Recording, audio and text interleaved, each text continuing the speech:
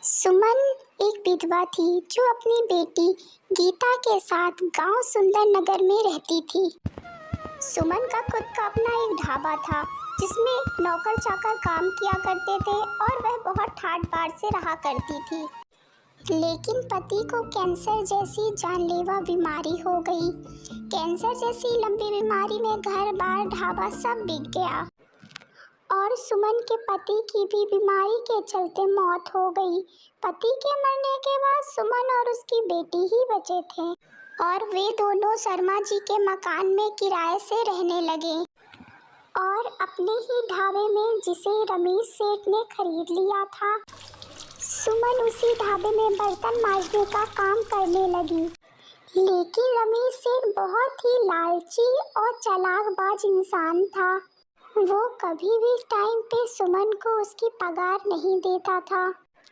अभी तो 4 महीने होने को आए थे, उसने सुमन की पगार नहीं दी। सुमन बहुत मेहनतें कर चुकी थी रमेश सेठ से कि मेरी पगार दे दो, लेकिन रमेश आज कल कर करके रोज टाल देता था। ऐसे ही एक दिन सुमन के मकान मालिक शर्मा जी सुमन के पास आते हैं। देखो सुमन, मुझे रोज रोज पैसों के लिए बोलना अच्छा नहीं लगता। 4 महीने हो गए, तुमने किराया नहीं दिया। अगर 3 दिन में किराया नहीं मिला तो तुम दोनों माँ बेटी को घर से निकाल दूंगा।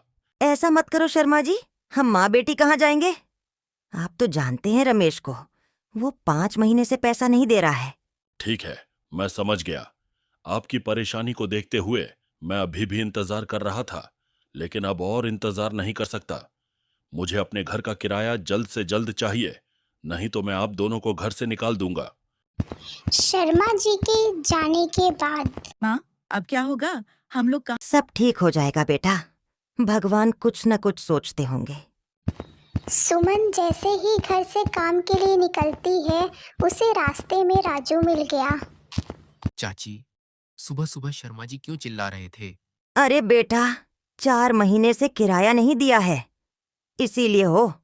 मुझे किराए के लिए बोल रहे थे। अगर मैंने किराया नहीं दिया तो मुझे आध मेरी बेटी को घर से निकाल देंगे। अगर आप कहो तो मैं आपकी मदद कर सकता हूँ। हाँ, क्यों नहीं मुझे कही से भी पैसे चाहिए।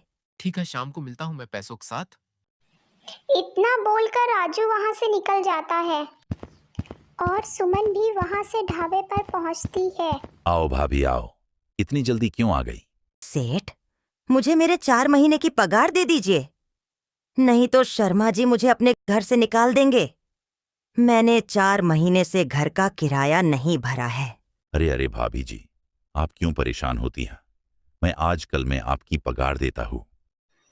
रमेश सेठ की बातें सुनकर सुमन को यकीन हो गया कि इस बार भी ये मुझे पगार नहीं देगा, बस टाल रहा है। मुझे मेरे पैसे दे दो, मुझे नहीं करना तुम्हारे पास कोई काम बाम। अरे भाभी, तू तो बुरा मान गई। जरेनिया ले लेना पैसे, मैं कौन सा भागा जा रहा हूँ। अरे आप तो अपने घर के हो, चलो थोड़े से बर्तन है उसे मांज दो। मुझे नहीं काम करना तुम्हारे यहाँ, मुझे मेरा पैसा दो।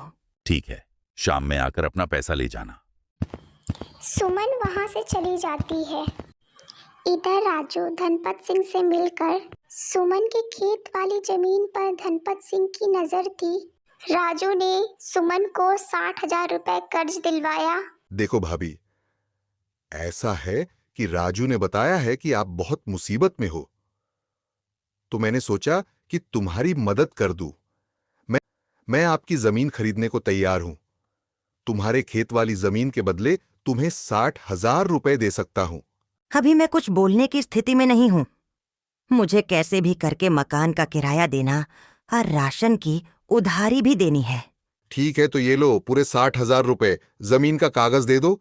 ये जमीन हमारे पूर्वजों की अंतिम संपत्ति थी।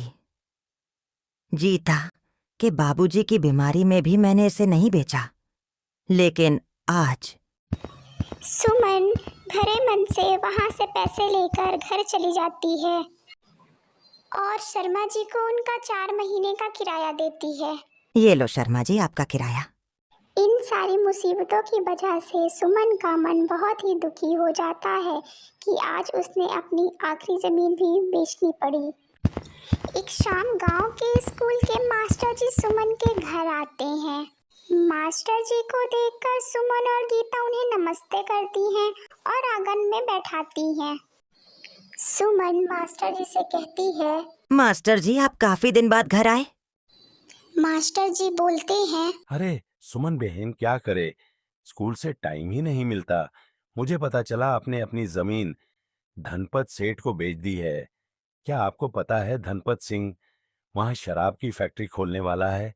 क्या बात बोल रहे हैं मास्टर जी?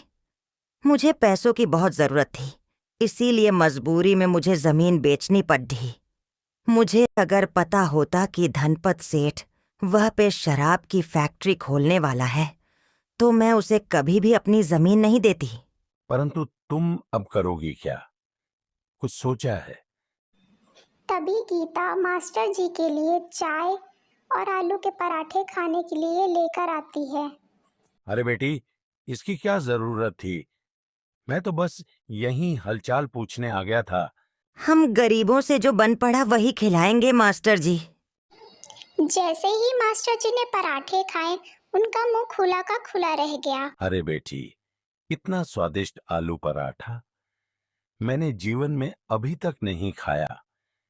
क्या तूने अपने हाथों से पराठे बनाए हैं? हाँ, क्यों? सुमन, गीता के हाथों में इतना अच्छा हुनर है। मैं तो कहता हूं कि आलू पराठे की दुकान खोल लो। इतना अच्छा हुनर रखते हुए दूसरों के ढाबे पर काम करना कहाँ की अक्लमंदी है। मास्टर जी की बात सुनकर सुमन और गीता के मन में भी ये बात आती है कि वे लोग आलू की पराठे की दुकान खोल सकते हैं। कुछ पैसे अभी भी उनके पास बचे हुए हैं। मास्टर जी, मैंने ये सोचा ही नहीं। धन्यवाद आपका। मास्टर जी नाश्ता करके चले जाते हैं। उसके बाद सुमन और गीता बैठ के सामान की लिस्ट बनाने लगते हैं दुकान के लिए। दूसरे दिन गीता जाकर झोला और बक्से में जो पैसे बचे रखे हुए, हाँ, उन्हें ले आ। फिर बाजार चलते हैं सामान लेने। जी माँ, अभी लेके आती हूँ।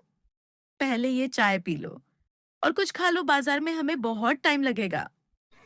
सुमन और गीता बैठकर नाश्ता करती हैं, फिर बाजार के लिए निकल जाती हैं। जब दोनों गांव से बाजार के लिए पैदल जा रही होती हैं, रास्ते में ही सुनसान जंगल पड़ता है। दोनों अकेली होती हैं। तभी एक चोर आके उनके पैसे का बैग लेकर भाग जाता है। सुमन और गीता उसका पीछा करते हैं, लेकिन उसे पकड़ नहीं पाते। सुमन वही रास्ते में बैठ के अपने सर पे हाथ रख के रोने लगती है और गीता की आंखों में आंसू आ जाते हैं। फिर दोनों दुखी मन से वापस घर लौट रहे होते हैं। तभी उन्हें गांव में जाते ही रास्ते पे मास्टर जी मिल जाते हैं। अरे सुमन, क्या हुआ तुम? और गीता रो क्यों रही हो? अरे मास्टर जी, क्या बताऊं, मेरी तो किस्मत ही खराब है। अपनी सारी कहानी बताकर सुमन मास्टर जी के सामने फूट फूट कर रोने लगी। ये तो बहुत ही बुरा है, लेकिन तुम चिंता मत करो। कुछ पैसे मैं ही तुम्हें देता हूँ, जिससे तुम पराठे की दुकान न सही, एक स्टॉल तो जरूर लगा सकती हो। मास्टर जी सुमन को 10,000 रुपए देते हैं। मास्टर जी, आपका ये एहसान कभी नहीं भूलूंगी और जल्दी से जल्दी आपके पैसे लौटा दूंगी। जब भी तुम्हारे पास आ जाए तब लौटा देना, कोई जल्दी नहीं है। फिर सुमन और गीता मास्टर जी के दिए हुए पैसे लेकर बाजार जाती हैं और पराठे के स्टॉल के लिए सामान लेकर घर आ जाती हैं और स्टॉल खोलने के लिए तैयारी करने लगती हैं। और दूसरे दिन सुमन और गीता मिलकर एक छोटी सी पराठे की दुकान खोल लेती हैं। सुमन के पराठे कुछ ही दिन में बहुत फेमस हो जाते हैं और दूर दूर से लोग उनका स्वाद चखने के लिए आते हैं। एक दिन गांव के सरपंच भी उसके पराठे का स्वाद चखने के लिए उसकी दुकान में आते हैं। राम राम भाभी, आपके पराठों का बड़ा नाम सुना है। आइए सरपंच जी, मैं आपके लिए भी एक प्लेट लगाती हूँ। सचमुच इतना अच्छा पराठा कभी नहीं खाया। धन्यवाद सरपंच जी। ऐसे ही धीरे धीरे सुमन की दुकान फेमस हो जाती है और ग्राहकों की लाइन लगने लगती है और वे एक बड़ा सा आलू पराठे का ढाबा खोल लेती हैं। माँ बेटी ने एक छोटे से पराठे के व्यवसाय को ईमानदारी से चलाया और आगे जाके सफलता प्राप्त की। सीख, हमें इस कहानी से यह शिक्षा मिलती है कि परिस्थिति चाहे कितनी भी विपरीत हो, दृढ़ संकल्प से सफलता पाई जा सकती है। ऐसी ही मज़ेदार कहानियाँ देखने के लिए आप हमारे चैनल ओजी कार्टून चैनल को लाइक, शेयर एंड सब्सक्राइब करें। धन्यवाद।